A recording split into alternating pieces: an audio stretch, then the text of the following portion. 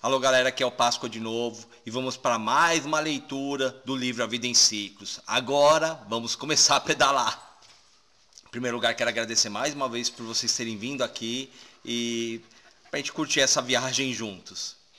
Agora os próximos capítulos é só de pedal, gente. Antes de começar a narrar, toda vez que eu entrava num estado novo, eu fazia um resumo sobre o que era aquele estado, as particularidades dele, e aí começava a narrar mesmo cada dia. Então, novamente, vamos direto para a leitura e lá no final a gente faz algumas observações, beleza? Vamos lá.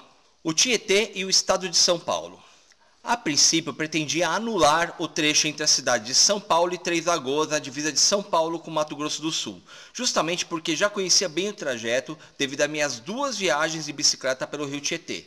Primeiro pensei em pegar um ônibus de São Paulo até Três Lagoas, mas sinceramente fiquei com dó de gastar R$ 100 com a passagem, ainda mais sabendo que com esse dinheiro eu poderia pedalar uns 10 dias. É isso mesmo, galera, eu conseguia gastar R$ 10 por dia, quando que precisava. Às vezes nem isso eu gastava, nem eu sei como mais. Depois havia outro problema, ainda precisava comprar alguns materiais essenciais para a viagem, como uma bomba reserva, tripé para a máquina fotográfica, remendos, algumas ferramentas. Eram vários pequenos acessórios que por sua falta poderia ficar na mão. Acessórios esses que teria muita dificuldade de achar conforme me afastasse dos grandes centros. Outra possibilidade seria percorrer 700 km entre São Paulo e Três Lagoas em 4 dias. Nesse caso, pensaria só em socar a bota. Faria o trajeto por autoestradas, sem muita preocupação em registrar o trajeto, olhando apenas para a roda. Como nos referimos quando a preocupação em chegar é tanta que nem nos importamos com as belezas do trajeto. Mas se fizesse isso, perderia uma excelente oportunidade de aproveitar os benefícios que a atual tecnologia poderia proporcionar, algo que fez muita falta nas viagens anteriores. Na época da minha primeira viagem pelo Rio Tietê, em 1997, mal havia celular. O máximo de tecnologia de comunicação disponível na época era um pager. Celular era artigo de luxo. Os primeiros aparelhos que surgiram custavam o preço de um carro. Verdadeiros tijolos que mal faziam ligações, quanto mais receber mensagens. Para isso, o que havia de mais moderno e popular era o pager, também chamado de bip. Vou explicar, pois garanto que a maioria das pessoas que nasceram depois da década de 90 não tem a menor noção do que seja esse aparelho. O pager é um aparelho com um pequeno visor que emitia um sinal sempre que recebe mensagens, por isso o apelido de bip. Para mandar uma mensagem para alguém via pager, você tinha que ligar para uma central, passar o código do pager e falar sua mensagem. Uma atendente digitava e encaminhava ao dono do aparelho via ondas de rádio. O problema é que ele só funcionava na região da Grande São Paulo. Bastou me afastar 50 km da capital para ele virar um peso morto. Para tirar fotos, tínhamos máquinas analógicas com rolos de filmes com 36 poses. Levamos 10 filmes cada. Além do trabalho de ter que trocar o rolo, corríamos o risco de queimar todo o filme ao abrir a máquina acidentalmente e só conseguimos conferir as fotos depois de reveladas. Imagine como é tirar uma foto maravilhosa e só semanas depois descobrir que ela ficou uma porcaria. Isso acontecia com 60% das fotos. Uma época que não tenho saudades. Se não sabe o que é uma máquina analógica, dá uma pesquisada aí no seu tablet ou celular, só assim para entender por que a fotografia era algo pouco acessível. Já em 2004, a internet estava começando a bombar e tentei inovar. Meu objetivo era atualizar diariamente meu site, o CicloBR, com fotos e relatos, algo que raros aventureiros faziam. Levei uma câmera fotográfica digital com um cartão de 64 MB e um ThinkPad notebook da IBM, que na época era bem fraquinho. Mas e para conectar? Wireless? Piada, né? Eu usava conexão discada, quase igual aos filmes da Matrix. Até que consegui atualizar meu site algumas vezes, embora só a aventura para conseguir uma conexão já daria um livro. Em 2010 a situação era muito diferente. Possuí um moderno smartphone com internet 3G e comprei uma câmera digital de 14 megapixels, 8 GB de memória. Como meu celular tinha um teclado slider, abri mão de um notebook. Baixei um app do WordPress e assim pude publicar meus posts quase que diariamente.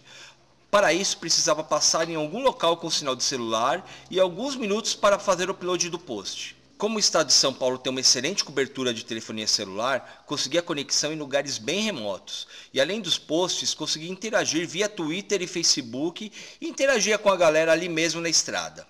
Ainda fiquei craque com o teclado do celular. Em 1 hora eu consegui escrever posts gigantes e postá-los, mesmo com fotos. Resolvi aproveitar toda essa facilidade e realizar um sonho, o de interagir com o mundo no meio de uma viagem ali na estrada, algo que sonhava em fazer desde a primeira viagem do Tietê, 14 anos antes. Sabia que o rio Tietê tem vários balneários, quando ele deixa de ser esse esgoto que nos acostumamos em São Paulo. Por isso, resolvi passar por vários pontos por onde havia passado nas viagens anteriores, até porque eles seriam uma boa opção para acampar, com belas paisagens, infraestrutura e principalmente de graça. Falando sobre o rio Tietê, podemos dizer que ele é um rio de características únicas. A maioria dos grandes rios nascem em regiões serranas e correm para o mar. O rio Tietê tem sua nascente na cidade de Salesópolis, a cerca de 20 km do litoral, e contrariando a lógica, ele percorre mais de 1.000 km rumo ao interior do estado para desaguar no rio Paraná. As águas do Tietê só irão encontrar o mar milhares de quilômetros depois, desaguando na bacia do Rio do Prata, no Uruguai. Interessante realizarmos uma análise geográfica do estado de São Paulo para entender por que o Tietê corre para o interior. Temos nossa região litorânea praticamente dominada pelos paredões da Serra do Mar, uma cadeia de montanhas que se estende desde o estado do Espírito Santo e segue vigorosa até o sul do estado de Santa Catarina, formando uma verdadeira muralha, separando o litoral do Planalto Paulista. Aliás, era esse o apelido dado à Serra do Mar pelos primeiros portugueses, inspirou até uma grande minissérie da TV brasileira com esse nome. A Serra do Mar no estado de São Paulo é uma cadeia de montanhas com altitudes variando entre 1.000 e 2.000 metros. Quis o destino que o rio Tietê nascesse a 1.026 metros de altitude, seguindo para o oeste. O relevo do estado de São Paulo contribui para que o rio siga sentido interior. Da sua nascente até a cidade de São Paulo, ele percorre cerca de 100 km, desce a uma altitude de 800 metros e já em sua foz no rio Paraná, sua altitude é de 280 metros. O rio Tietê não é apenas famoso pela sua poluição que vemos quando ele passa pela capital. Ele foi um rio extremamente importante para a colonização do estado de São Paulo, bem como do Brasil. Pelo seu rio, os bandeirantes desbravavam o interior atrás de ouro, madeiras, escravos, etc. Já sobre a poluição, percebi que é uma espécie de senso comum de que o rio Tietê é totalmente poluído. E as pessoas se espantam quando digo que menos de 20% do rio tem altos níveis de poluição. O Tietê nasce na cidade de Salesópolis, a cerca de 100 km da capital do estado de São Paulo. Durante seus primeiros 50 quilômetros é de uma pureza ímpar, isso devido à baixa densidade demográfica da região. Tanto é que cerca de 30 quilômetros da nascente temos a barragem Ponte Nova.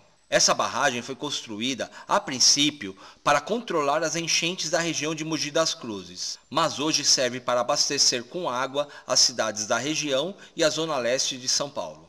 Quando o rio atinge a região de Mogi das Cruzes, começa a receber um grande número de esgoto não tratado das cidades da região metropolitana de São Paulo, além de agrotóxicos e poluentes gerados pelas fazendas e empresas do seu entorno. A situação piora drasticamente quando o rio se aproxima da cidade, principalmente quando ele passa a receber águas da bacia do Cabo Sul, região de Guarulhos, e o rio Tamanduateí, que traz todo o esgoto não tratado da região do ABC. Soma-se a isso parte do esgoto ainda não recolhida ou tratada na cidade de São Paulo. Parênteses. Segundo a Sabesp, cerca de 80% do esgoto da cidade é recolhido. As ligações clandestinas de esgoto residenciais e industriais que despejam resíduos nas redes pluviais, águas de chuva, e ainda todo o lixo que é atirado nas ruas das nossas cidades. Diariamente, cerca de 2 toneladas de lixo chegam ao rio Tietê, resultado direto da atitude porca de muitos cidadãos ao atirarem lixo nas ruas. Mas a própria geografia ajuda a limpar o rio Tietê. A primeira ajuda é do grande desnível do rio por cerca de 100 km entre as cidades de São Paulo e Salto. São 300 metros de desnível, onde o rio percorre lindos cânions formando fortes corredeiras sem receber muitos afluentes. Essas corredeiras funcionam como um imenso liquidificador que oxigena a água e retém boa parte do lixo flutuante. Depois ele atinge a região de Porto Feliz, a cerca de 120 km da capital. Apesar do rio ainda estar poluído, já é possível verificar a presença de vida, tanto dentro da água como em suas margens, com muitas aves se alimentando dos peixes que vivem nele. Para melhorar ainda a qualidade de sua água, ele começa a receber um grande número de afluentes com águas em melhores condições, principalmente quando ele se encontra com a bacia do rio Piracicaba. Chegando à região de Barra Bonita, existe a primeira grande usina hidrelétrica do rio Tietê, que acaba funcionando também como uma última grande barreira para o lixo flutuante.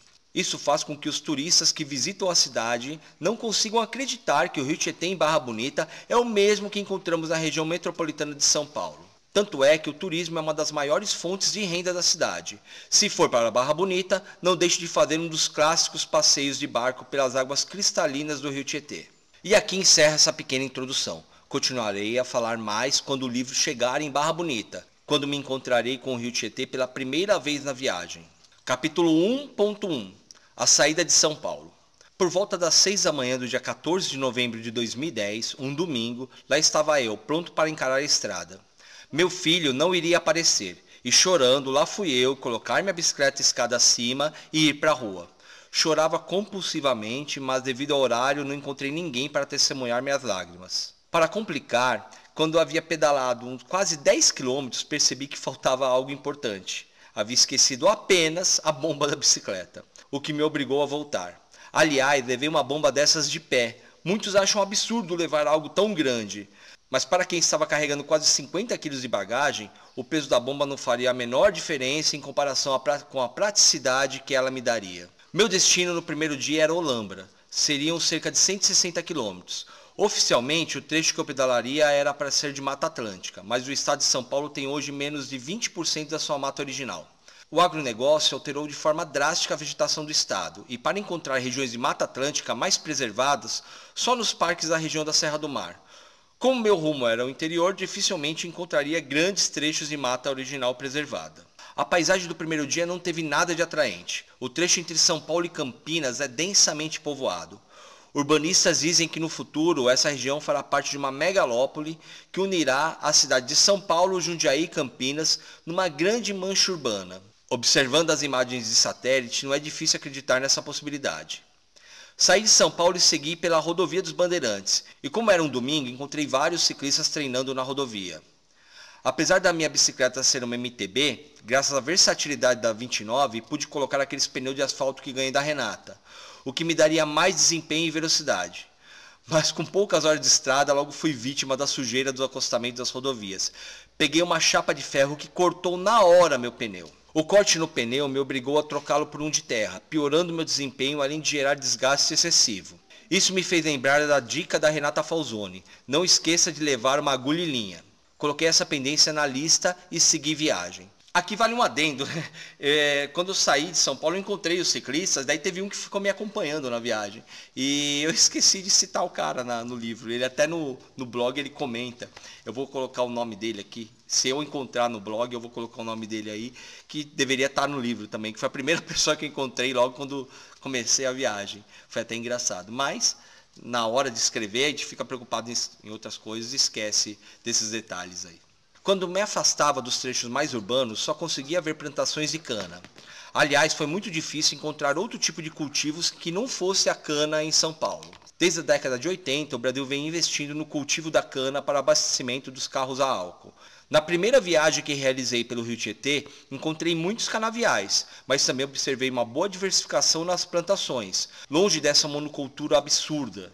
Como estava com pouca grana, um dos meus objetivos era estocar alimento que encontrasse no caminho e gastar o mínimo com alimentação.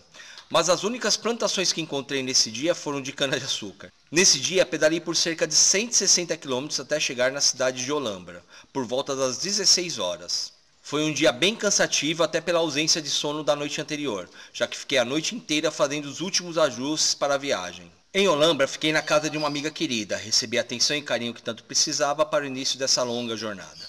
Bem, gente, é isso aí, começamos a pedalar mesmo e tenho certeza que vai ficando cada vez mais interessante. Muita coisa mudou de lá para cá, como disse, o livro foi escrito em 2010, já cabe até uma atualização, mas é isso, vamos nessa jornada aí. Não está inscrito ainda, se inscreve aí no canal, vamos acompanhar, toda quinta-feira tem vídeo novo. E por favor, você que assistiu aí, se tiver algum comentário, pô, isso tá aí, tá legal, isso não tá legal com foto, tenta acrescentar mais alguma coisa, façam comentários aí pra gente melhorar essa leitura aí, pra ficar mais atrativo aí pra vocês e trazer mais ciclistas pra cá, pra acompanhar com a gente. Beleza? Então é isso aí. Um abraço, dá aquela curtida aí, escreve qualquer coisa aí embaixo, fala qualquer coisa aí pra gente, pra ajudar. Ainda mais que estamos com pouco acesso agora, quanto mais comentários ajuda a divulgar melhor esse vídeo aí nos algoritmos do YouTube. Tá certo? Um abração aí. Tem que ter moral, tem que ter moral. Pra andar de bicicleta tem